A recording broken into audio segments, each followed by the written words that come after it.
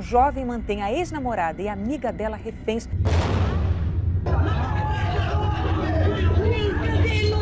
Well, guess what? It's Scott that has the crush on you. No. I am definitely heterosexual. Television has always been a window into the world, but sometimes what slips through that screen is far darker than anyone ever intended. Take this first video, for example. Deste ponto aqui, é possível avistar apenas a janela onde, neste momento, o rapaz se encontra com as duas adolescentes. It's Tuesday, October 14th, 2008. News crews gather outside an apartment building in São Paulo, Brazil. Their cameras are fixed on a third-story window. Inside, two young girls are trapped. The standoff is entering its 18th hour, already one of the longest hostage crises the city has ever seen. But reporters are hopeful. Negotiations are ongoing. Many believe the story will end peacefully. They couldn't have been more wrong. What started as a single news report would soon trigger a chain reaction. One of the darkest moments in television history. This is the story of the Eloa Pimentel hostage crisis. It began on Monday. Warm, muggy. People in São Paulo were starting their work week. 15-year-old Eloa Cristina Pimentel had just come home from school. She was fun-loving, bright, a good student. That day, she was joined by her best friend, Nayara Silva, and two male classmates, Leo and Victor. They'd gathered to work on a school project. But then, a sound at the door.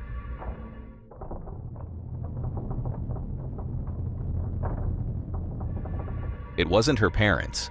They were still at work. Her brother wasn't home either. Suddenly, the door burst open. Standing there was 22-year-old Lindenberg Fernandes Alves. He was holding a pistol. Eloa knew him well. 3 years earlier, at just 12 years old, she had started dating Lindenberg, then 19. The relationship was toxic. He was jealous, violent. On one occasion, he even stalked her across town, attacking her at a bus stop. Eventually, after nearly 3 years, Eloa ended it. But Lindenberg refused to let go. Now, he was standing in her home, armed and dangerous. He slapped Eloa and ordered all 4 teens onto a bed. "I'm here to kill her," he said, "and myself, and anyone who gets in the way." For hours, he paced the room, weighing his options. Then, another sound outside. It was Eloa's father, Aldo, arriving home. Her brother Douglas was sitting outside, unaware that his sister was being held at gunpoint. When Aldo approached, Lindenberg shouted through the door, "Stay back, I have your daughter." The police were called. The standoff had begun. Officers quickly realized the man inside was volatile, dangerously unstable. At first, he seemed open to negotiation. Then, without warning, he'd explode in rage. He allowed the 2 boys to leave, but later fired a shot through the front door at a passerby. O que você quer? Fala pra mim pra eu poder te ajudar, cara. Eu quero matar Eloá e matar e liberar a base. Você só acredita em minha namorada, essa desgraçada aqui. Qual é a namorada? Cala a boca, cala a boca. One moment, he was calm. The next, furious. Negotiators knew. One wrong word could trigger disaster. The first tense night dragged on, and the next morning, the media arrived. A gente vai falar agora de um caso de violência que está acontecendo neste momento em Santo André, no ABC Paulista. Jovem mantém a ex-namorada e amiga dela reféns. A polícia cercou o conjunto habitacional onde estão os reféns e a repórter Graciela Andrade está lá no local. Conta pra gente qual é a situação nesse momento, Graciela. It's now Tuesday morning, October 15th. At 7 a.m., the first television crew arrives. Cameras show a heavy police presence, and that third-story window where Lindenberg is holding Eloa. The footage spreads fast. Ratings skyrocket. Other stations race to the scene. Soon, the entire country is glued to their TVs, watching live. Among the viewers is Lindenberg himself. Seeing his face on the news fuels him. He forces Eloa to the window, commands her to give a thumbs up for the cameras. a twisted performance. Then he appears again, this time with his pistol. He fires down into the street, aiming at the reporters below. Miraculously, no one is hurt. But the message is clear. Lindenberg knows he's the center of attention now, and he's playing to the cameras. The police see this shift. They have to regain control. Their move: cut the power to the apartment. No air conditioning, no television, darkness. Eu ligo, mas vamos conversar.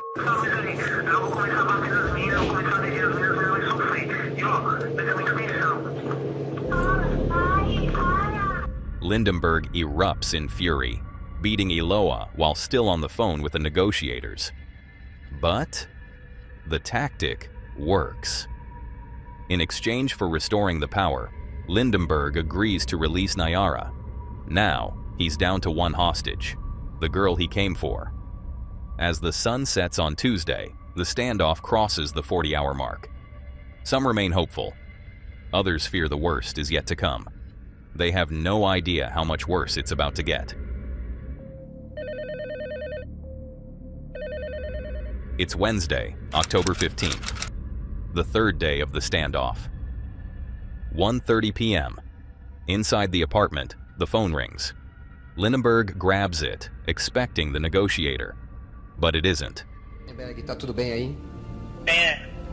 Oi, Lindenberg, somos um amigo da família, a gente queria saber se tá tudo bem, só isso. Lindenberg, é Luiz Guerra, tudo bem? Somos conhecidos da... Luiz Guerra. Sou da Sônia Abrão, repórter da Sônia Abrão, a gente só tá em nome da sua família, porque sua mãe está desesperada, a gente quer saber se tá tudo bem, só isso. On the line is a reporter, Luis Guerra, from the Sônia Abrão news program. He's called without police permission. He's tracked down the apartment's number. A reckless move. At first, Luis lies, claiming to be a family friend. Then he reveals he's a journalist. Worse, he tells Lindenberg the call is being recorded for broadcast. For 8 agonizing minutes, the reporter pushes further. Oi, Eloá, Luiz Guerra da Sônia Abrão, tudo bem? Quem tá falando? Luiz Guerra, repórter da Sônia Abrão, tudo bem com você? Tá tudo tranquilo. Eu quero almoçar. Você quer almoçar? Eu tô fraca. Fica tranquila, eu conversei com o Lindenberg, a gente vai conversar de novo. Ele tá te tratando bem? Tá me tratando bem. He even asks to speak to Eloá. Weak and exhausted, she sends a message to her family. I love you. Olha, você tá precisando mandar um recado pra sua mãe, alguma coisa? Eu queria saber como ela tá, como meus familiares estão. Tá tudo bem com eles, tá tudo tranquilo. Um beijo da minha mãe pro meu pai. Pode fazer uma... Com eles. Pode falar de novo, mande um beijo de novo. Eu queria falar pra minha mãe que eu amo ela. Pro meu pai também. Eu amo ele. Shockingly, Luis interrupts, asking her to repeat it for a cleaner soundbite.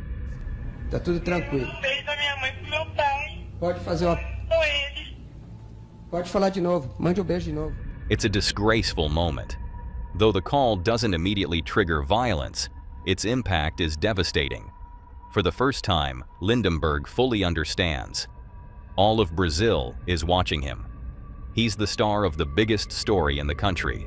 And now, he wants to write the next chapter. Emboldened, Lindenberg begins performing for the cameras. He forces Eloa to act as a human shield, forces her to pull supplies up to the window with tied sheets, all of it caught live on TV. The spectacle draws not just viewers at home, but a crowd outside the building. It's become public theater. Meanwhile, police struggle to keep negotiating, but Lindenberg is far too distracted now. Then, another live interview. Todos os amigos estão dizendo, o pessoal que te conhece também está falando que você sempre foi calmo, sempre foi trabalhador, sempre foi um cara legal, que o que você está fazendo hoje deve ser um surto que você está passando, uma crise emocional muito séria. Mas você, de qualquer maneira, mesmo em crise, você está se segurando, você está fazendo as coisas com um certo critério, você está liberando as pessoas, você não está fazendo mal para ninguém. Então, já dá um final para essa história que seja todo mundo são e salvo, inclusive você, inclusive você. He calls into another show. The host, untrained, unauthorized, tries to negotiate with him live on air. Tá. Você vai entregar os 2 revólveres para ela. Você vai tirar as balas, entregar na mão da Eloá.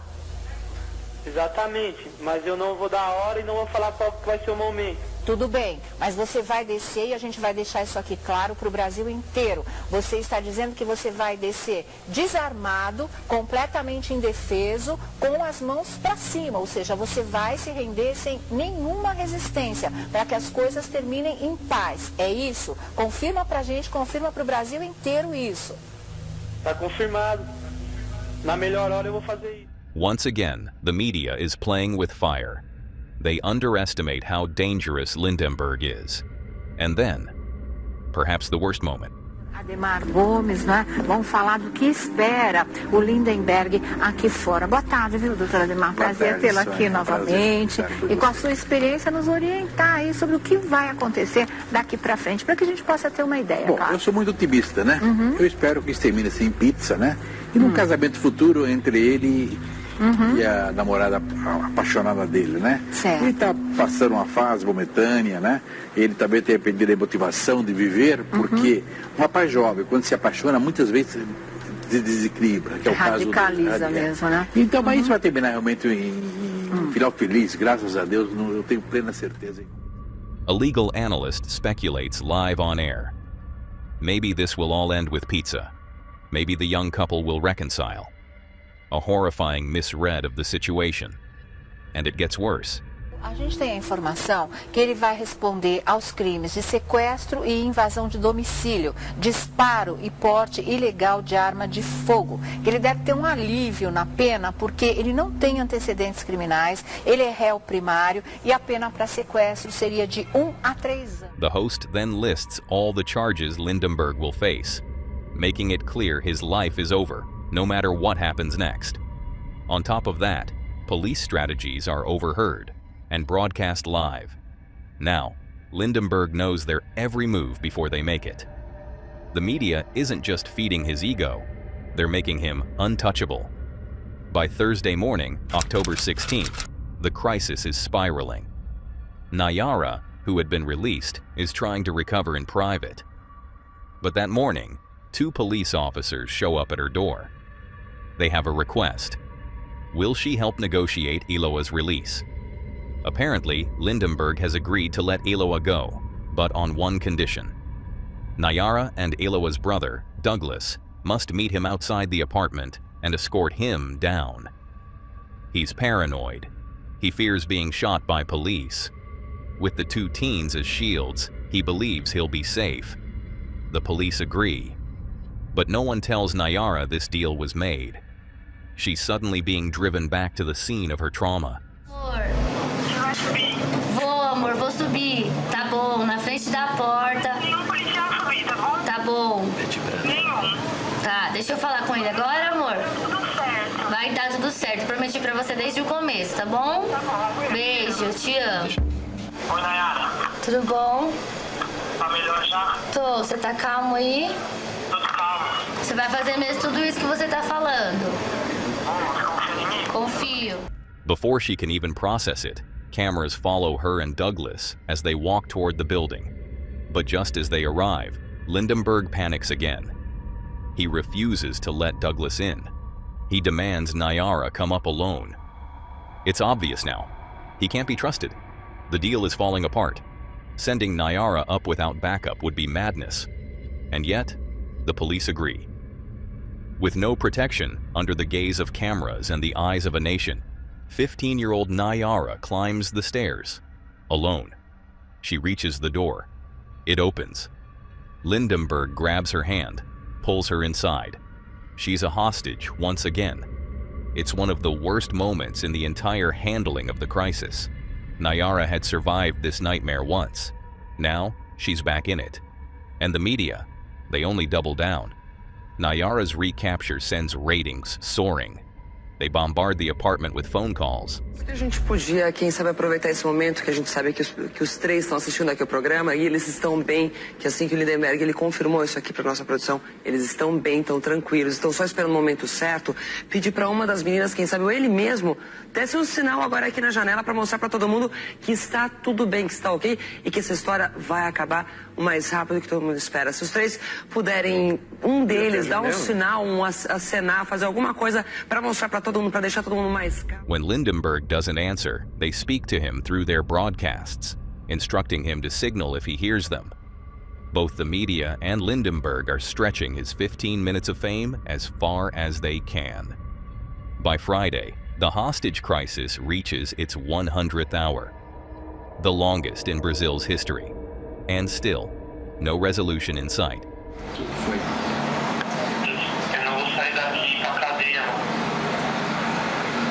Mas por que isso, cara? Porque eu não vou sair daqui pra ir pra cadeia, não. Tô sentindo esse coração agora. Tem um cara aí pra população que tá chegando assim. By Friday morning, October 17th, the crisis enters its 5th day.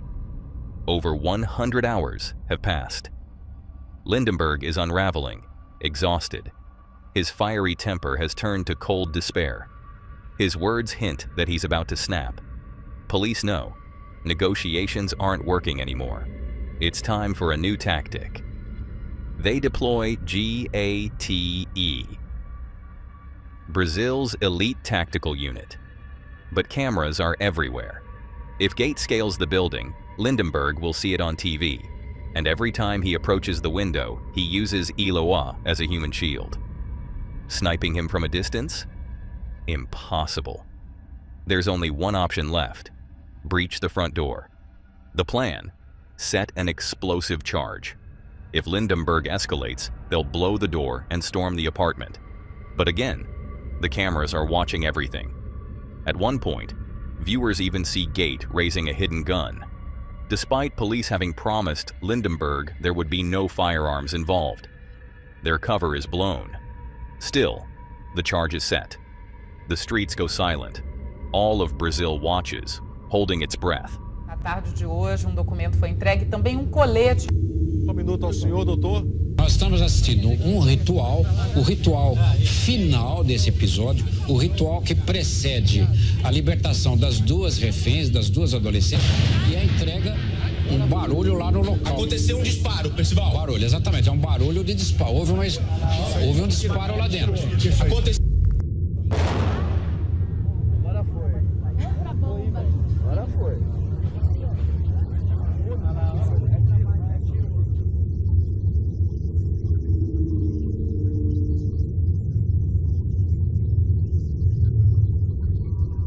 In an instant, boom. The door blows open. Gunshots ring out, 4 in total. Smoke fills the air.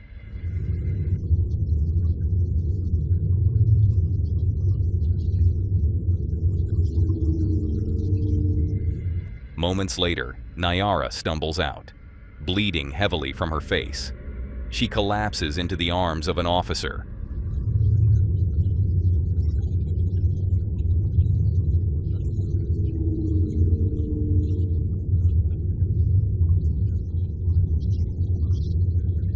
A stretcher follows, carrying Eloa. She's critically injured, rushed to an ambulance. But even now, the cameras don't stop. They film through the ambulance window as medics fight to save her life.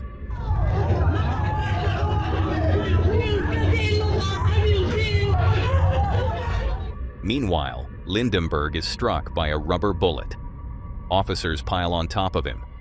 At last, the standoff is over, but the damage is done. 3 shots were fired by Lindenberg. 1 hit Nayara's hand, passing through to her face. 2 struck Eloa, 1 in the groin, and 1 in the head. Despite immediate medical attention, Eloa is in critical condition. She slips into a coma. For days, she fights bravely, but ultimately, she is declared brain dead. Her funeral draws over 30,000 mourners. A nation grieves. Many had watched her ordeal unfold live on TV. Nayara, incredibly survives. She makes a full recovery. Later, she speaks out. She reveals she had been pressured by police to return to the apartment, something the public finds deeply disturbing. Her testimony also exposes major flaws in Gates' final assault. Officials claim they breached because Lindenberg fired first, but footage and Naira's account suggest otherwise. It appears Lindenberg only fired after the explosion, and shockingly, after breaching the door, police hesitated. For 7 to 15 seconds, they failed to enter. Precious moments during which Lindenberg fired all 3 shots. Why the delay? No one can say. But the decision to breach in this manner, and then hesitate, likely contributed to Eloa's death. It's a miracle Naira wasn't killed too, but the blame doesn't rest solely on law enforcement. Many point fingers at the media. Their interference, the unauthorized calls, the live leaks, the relentless coverage, undeniably shaped Lindenberg's behavior. And yet, not a single journalist faces consequences. None express public regret. As for Lindenberg, he is sentenced to more than 90 years in prison. But under Brazilian law, his sentence is capped at 30 years. One day, he may walk free. And then, one final bizarre twist. During the crisis, Eloa's father, Aldo, had remained mostly out of the public eye. But after Naira's second capture, the stress caused him to collapse. He was rushed to the hospital. Cameras filmed him on a stretcher. That footage aired across Brazil. And one detective watching at home recognized his face. Turns out, Aldo was an alias. His real name? Everaldo. He was a wanted man, accused of 2 murders in the 1990s, including the killing of a police chief. He had been on the run for over a decade. Now exposed on national television, he fled once again. But a year later, Everaldo was captured and sent to prison. And so ended one of the most shocking cases Brazil had ever seen. A hostage crisis turned media circus, where television itself became part of the tragedy. A story still remembered today as one of the darkest moments in broadcast history. It's disturbing to realize how the media and live TV made it nearly impossible for police to rescue the girl safely. Unfortunately, they didn't make it out alive. And sadly, the same can be said for the boy in the next video. Now, which of these ways would you choose to reveal your secret crush on someone? A, would you write that person a letter? It's March 6th, 1995. Taping begins for a brand new episode of The Jenny Jones Show. The program was a classic tabloid talk show, centered around ordinary people caught up in unusual situations. It was entertaining, sure, but often questionable. Producers pushed for the most shocking, sensational content they could create, and today's episode would be no exception. This segment featured 6 guests. Each had a secret admirer, someone whose identity would be revealed live on stage. But one case stood out from the rest. 24-year-old Jonathan Schmitz. Someone had a crush on him, but had never dared to tell him. Jonathan was hopeful. Maybe it was his ex-girlfriend, the woman he now dreamed of marrying. But what he didn't know was that the truth would shock him. The twist? Jonathan's secret admirer wasn't a woman. It was Scott Amador, a close friend. Scott had never expressed romantic feelings toward Jonathan, and Jonathan, who was straight, had never given any reason to think otherwise. The stage was set for a reveal the crowd couldn't wait to see. B, would you tell the person in private in case he rejects you? Or C, would you tell that person that you're gay and you hope he is on national television?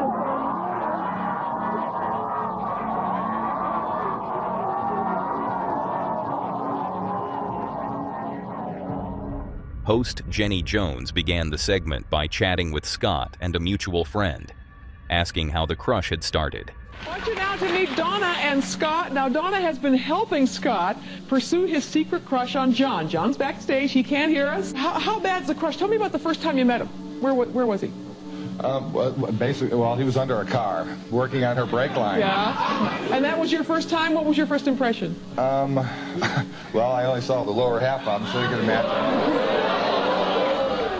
Then she pushed further, digging for as much personal, graphic detail as she could, all to keep the audience entertained. Okay, you think about you have fantasies about him?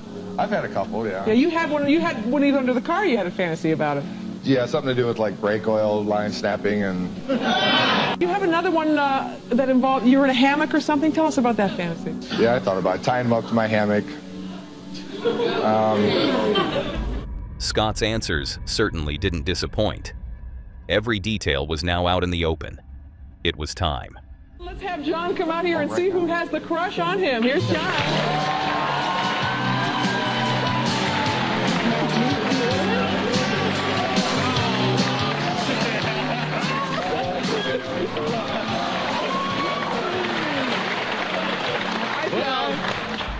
Jonathan was brought out, completely unaware of what was about to happen. The pivotal moment of the show. Jenny Jones, perhaps swept up in the moment, could hardly wait. She blurted out the reveal. Jonathan's admirer was Scott. Did you think Donna had the crush on you? Did I? No, we're good friends. Well, guess what? It's Scott that has the crush on you. You lied to me.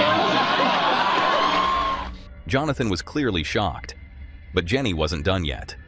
Wanting an even bigger reaction, she gave producers the cue to replay Scott's earlier segment, where he had shared his fantasies in depth. Before we talk, take a look at, we'll show a little playback of what Scott said about you, John. Take a look at that monitor right down here? there. Well, it entails like whipped cream and champagne, stuff like that.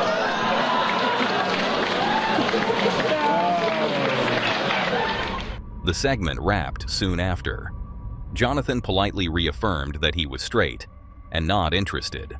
Did you have any idea that he liked you this much?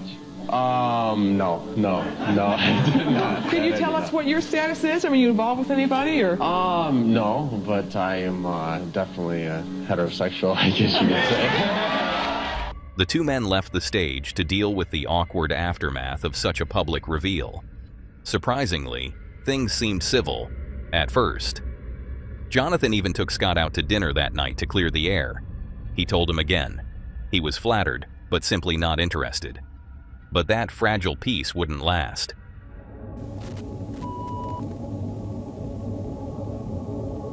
Man, I think I just got him in. Okay, calm down, okay? Okay, why did you do that?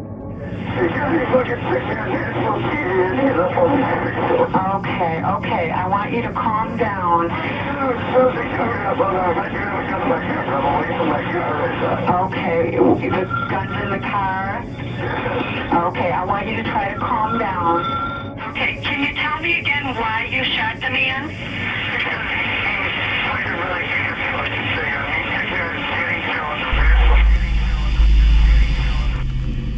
Though Jonathan kept a calm front, the truth was, he was deeply shaken, embarrassed. Even though the show hadn't aired yet, the idea of friends and family soon seeing it weighed heavily on him. To make matters worse, Scott didn't seem to be taking no for an answer. Just 3 days later, he left a note on Jonathan's door. If you want to turn this off, you'll have to use a tool. It takes a special tool. That note was the breaking point. The moment Jonathan read it, his mind was made up. He was going to kill Scott Amador. Without hesitation, he left his house, bought a shotgun, and drove straight to Scott's home. He kicked down the door and fired 2 shots at point-blank range. Both hit their target.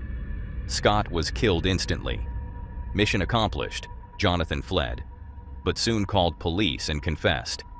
He claimed he acted out of humiliation from the show and from Scott's continued flirtation. Of course, none of this excused murder. Jonathan Schmitz was arrested. He was sentenced to 22 years in prison. He was released in 2017. Because of the fallout, this Jenny Jones episode was pulled before it ever aired. But today, the full recording can be found online. It remains a chilling artifact, a stage where, tragically, a killer was made. one of the darkest moments in television history. It's tragic to think that a killer was created through a live TV show. But what if the killer was already living inside you, and the murder was carried out in the most brutal way imaginable? Let's watch it unfold in the next clip. 7月4号的晚上，一家人正常入睡。到了5号凌晨，意外发生了。5点半早晨，我醒了。我醒来的时候你不在。He had nowhere else to turn. It had been 11 long, excruciating days since 55-year-old Xu Gulai had last seen his wife, Li H.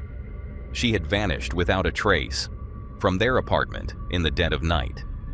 Now, desperate, Xu went to local news stations, making a public plea. He begged for any information that might bring her home.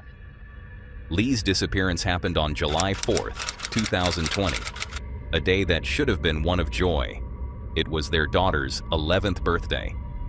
To celebrate, Xu had prepared a special meal, homemade meatballs, daughter's favorite. He even ground the beef himself. The dinner seemed to go well. To finish the evening, Li and her daughter enjoyed a tall glass of milk, poured by Xu. Afterward, the family went to bed. But sometime during the night, Xu woke to use the restroom. When he returned, he glanced at his wife, peacefully sleeping beside him. Then, he drifted off again. He would never see her alive again. 24 hours later, Li was reported missing. An intense investigation began. That's when things turned strange. The apartment complex was covered in surveillance cameras, both inside and out. With so much footage, investigators were confident they'd spot Li leaving, or at least pinpoint when she disappeared. The first clue came quickly. Footage showed Li and her daughter taking the elevator up to their apartment at 5:04 p.m., just before dinner. But after that, nothing. Over 6,000 hours of footage were reviewed, frame by frame, and yet, Li was never seen again. For investigators, this was impossible. The cameras covered every exit. There was no way for her to leave undetected, which meant only one thing. Li hadn't left the building. She had to be somewhere inside. Search teams scoured the complex, their apartment, the vents, water tanks, storage areas. Every possible space was checked, but Li was gone. It was as if she had vanished into thin air. No wonder Xu felt helpless. With no clear leads, he launched a media campaign, hoping to draw public attention to the case. 许先生说，7月5号凌晨12点半，他起床上洗手间的时候，妻子还躺在身边。到了清晨5点半，床上就只剩下他一个人。我也没在意，对吧？您当时为什么没在意？为什么没？这个很正常。之前有没有发生过这种情况？没有。我女儿怎么办？我的生活怎么办？啊，我老婆什么时候回来到底？是我都不知道，现在对我。我把女儿叫起来了，因为我女儿在隔壁嘛。叫起问了她一下，我说你妈妈有没有看到？她说没看到。我当时也没怎么在意，反正早晨出去吧，就是。那么继续自己的事情。He appeared on TV multiple times a day, on any station that would have him. When that didn't produce results, he announced a reward, 100,000 yen, for any tip that might help find his wife. Meanwhile, police kept searching, but still, no answers. There was only one place left unsearched, and it was a long shot. As a last-ditch effort, an investigator suggested checking the community septic tank, one area that hadn't been fully examined. Soon, dozens of trucks arrived to sift through weeks of raw sewage. For 25 grueling hours, crews endured the stench, digging through the waste. And then, they found something. A strange, gooey mass. Unidentifiable. It was sent to the lab for testing. The results would solve the case.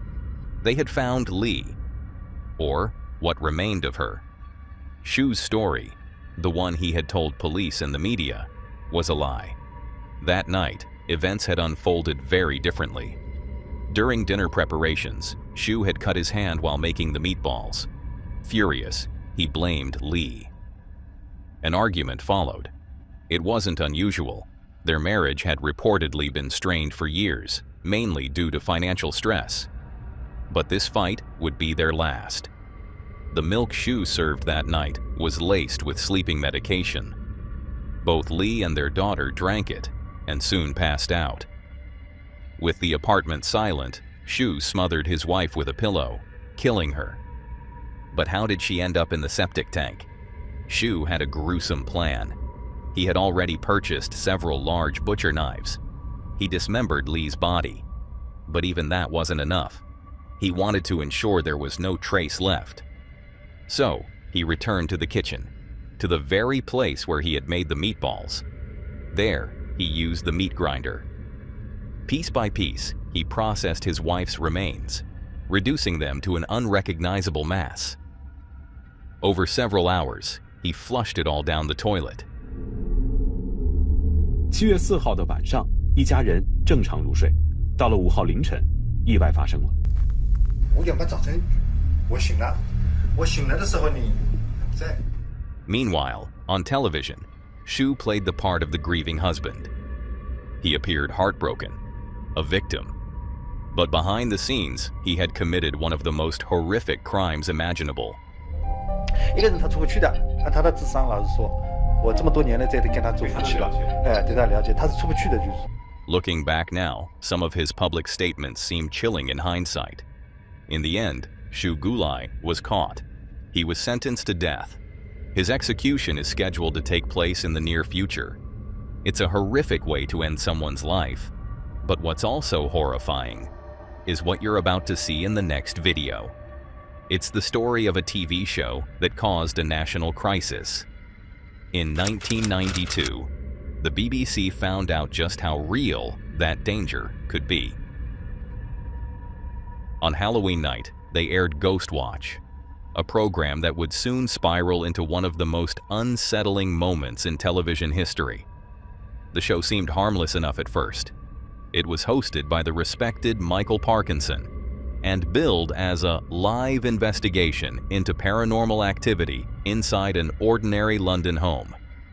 The family living there claimed they were haunted by a malevolent spirit they called Mr. Pipes.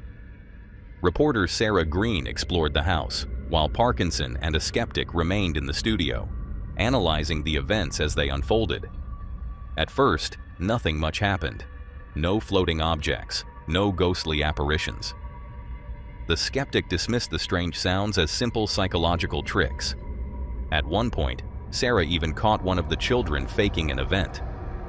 For a while, it seemed like just another fun Halloween broadcast.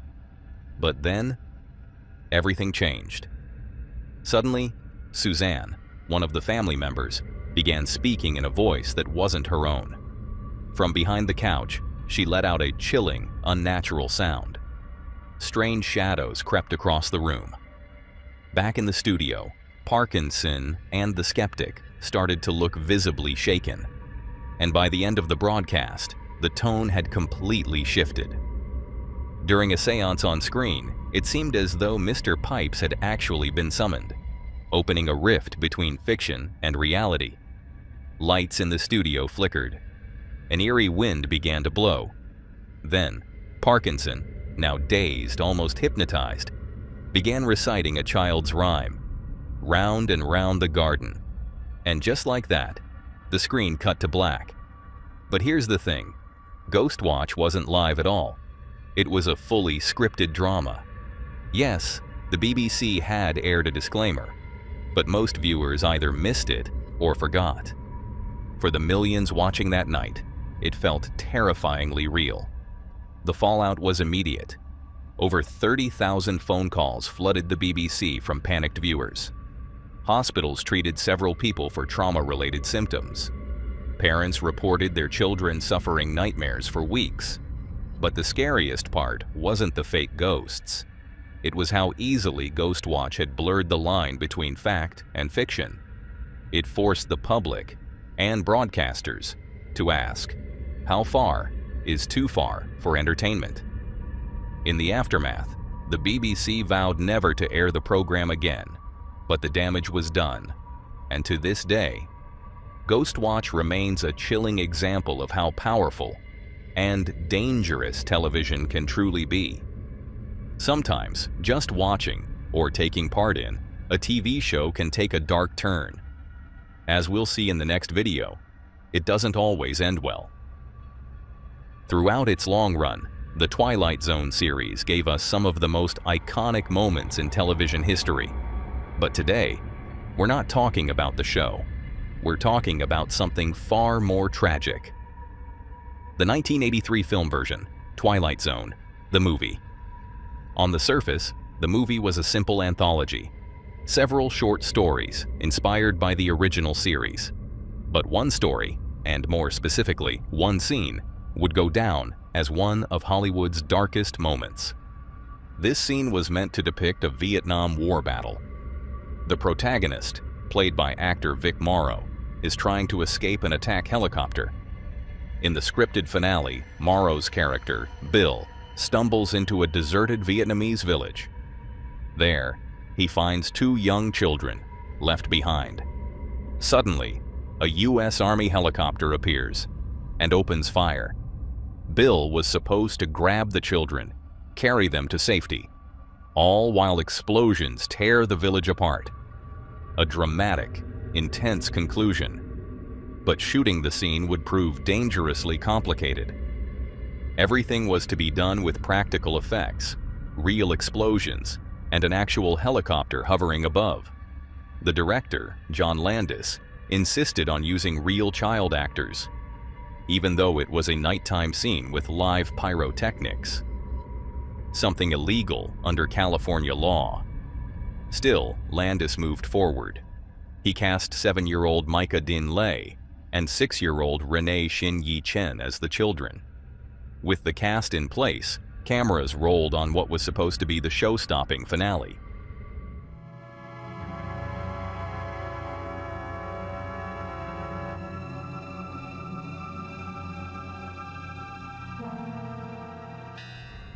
The visuals were stunning. The lighting, the setting, the explosions, it all created a haunting atmosphere. But behind the scenes, a deadly problem was unfolding. As mentioned, the helicopter was flying low over the actors, already dangerous. But the pyrotechnics made it worse. Each blast sent fireballs into the sky, making the pilot's job nearly impossible.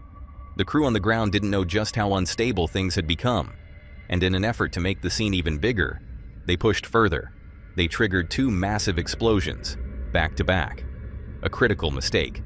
The second blast was so powerful, it damaged the helicopter's tail rotor.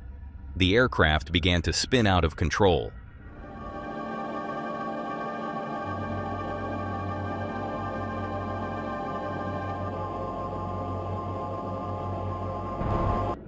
At that moment, the cameras were rolling, capturing Vic Morrow and the 2 children wading through waist-deep water. Seconds later, the helicopter crashes directly onto them. Miraculously, everyone aboard the helicopter survived, but those on the ground weren't so lucky. In an instant, the spinning rotor decapitated Vic Morrow and Micah Din Lay. Then, as the aircraft hit the ground, it crushed Renee Shin Yi Chen beneath its weight. One moment, 3 actors were alive. The next, none of them were. Looking back, the red flags are obvious. The production had cut corners, laws had been ignored, safety was overlooked in the pursuit of spectacle. And yet, after lengthy legal battles, no one was found liable. John Landis himself went on to enjoy a successful career. As for Twilight Zone, the movie, it was eventually released, but with a different ending. An ending far less tragic than the real one that played out behind the scenes. And this isn't the only case. Something just as unexpected can happen in the next video. Imagine watching your favorite game show. Bright lights, excitement, friendly competition filling the screen. That's exactly what K7 Panama offered to viewers in Chile. The show tested contestants' strength, endurance, and balance, all in a fun, family-friendly format. It was the perfect way to relax and unwind. But on an ordinary Friday evening in 2011, everything changed. K7 Panama would become the setting for a national tragedy no one could have seen coming. During a live broadcast, host Gianfelipe walked on stage, microphone in hand, his face unusually serious. Contestants froze mid-challenge, confused by the sudden shift in tone. A heavy silence filled the studio. Viewers at home sensed something was terribly wrong. Then came Felipe's words. A devastating announcement. A Chilean Air Force plane, carrying military personnel, journalists, and beloved TV host Felipe Camiroaga, had crashed. The aircraft, a Casa 212, had been en route to Juan Fernandez Island to aid in earthquake recovery efforts. The country was still reeling from the massive 8.8 magnitude quake that had struck earlier that year. The plane had tried twice to land, but poor weather forced it to turn back. Moments later, it vanished from radar. Hours passed. Then came the grim confirmation. There were no survivors. Live on air, Felipe struggled to maintain his composure as he shared the heartbreaking news with the nation. In an instant, K7 Panama shifted from lighthearted entertainment to a moment of collective grief. Rescue teams were dispatched immediately, but the news only grew darker. Wreckage was found, debris, personal belongings, and eventually, the bodies of those on board. Perhaps the most haunting discovery came later, when divers recovered a camera from the wreckage. It held footage taken just moments before the crash. Smiling faces, casual conversation, a heartbreaking glimpse of life, right before it was lost. K7. Panama became an unexpected symbol of how real-life tragedy can suddenly break through the world of entertainment. A chilling reminder that the boundary between fiction and reality can vanish in an instant. And even today, this moment still lingers in the hearts of Chileans. Proof of how fragile life can be, even in the middle of something as innocent as a game show. That's all for today, folks. If you want to see more of this creepy content, click on the video on screen.